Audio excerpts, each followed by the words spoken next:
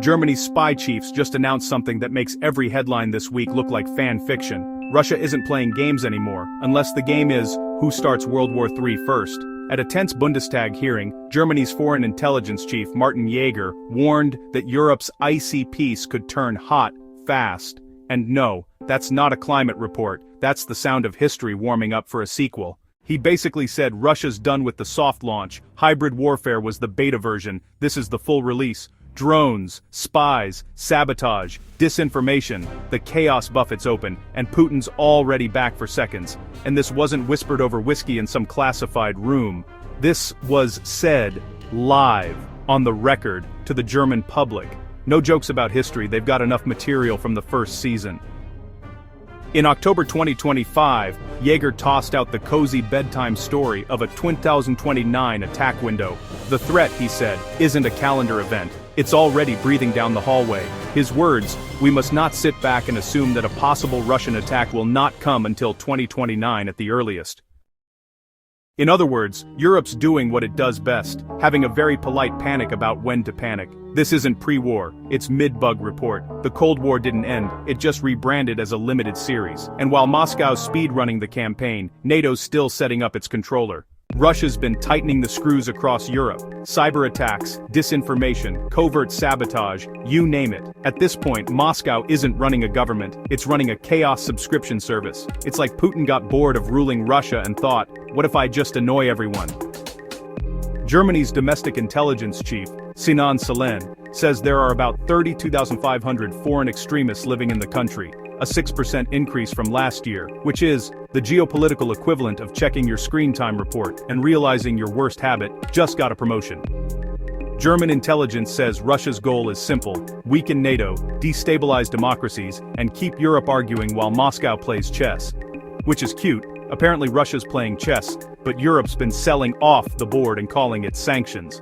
Meanwhile, Europe's over here playing emotional Jenga, trying to keep it together while everyone keeps pulling out a block labeled energy crisis, migration, or French farmers, and every time they fix one issue, another pops up like a political game of whack-a-mole. So yes, Russia's out there hacking servers, spreading fake news, and basically turning Europe into one long group chat from hell, full of bots, spies, and your uncle who suddenly has very strong opinions about NATO troop movements. Europe's trying to hold the line, the US is half distracted by election drama, and the rest of us, we're not watching history repeat itself, we're live streaming it, with worse lighting and better lies. So, what does this really mean? It means Germany's stopped pretending peace and war live on separate maps. They don't. They share the same space now, the same data centers, the same power grids, sometimes even the same headlines. The Cold War had walls you could see. This one has ones and zeros. And the scariest part? You won't even know the front lines moved until your lights go out or your newsfeed changes sides.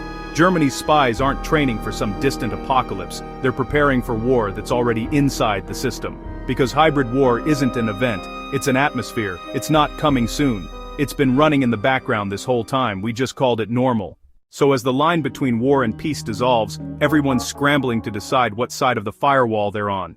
Who's impacted? Start with Germany's spy agencies. Congratulations, your reward for predicting chaos is naturally more chaos, more powers, bigger budgets, and absolutely no chance of sleep. Then there's NATO, sprinting through another round of urgent but still coordinated diplomacy.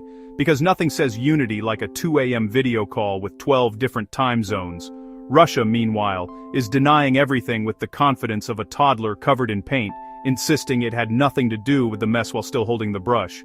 And the German public? They've just become background characters in a surveillance thriller they never signed up for, where safety looks suspiciously like supervision, and everyone's still pretending it's just another episode of Peace. What happens next? Expect new surveillance powers dressed as necessity, fewer restrictions, wider reach. Expect more drones skimming borders, more cyber skirmishes that never make it to the battlefield, and more headlines written like action scripts. If Germany and its allies move fast, this could be the pivot, the moment Europe stops reacting and starts anticipating.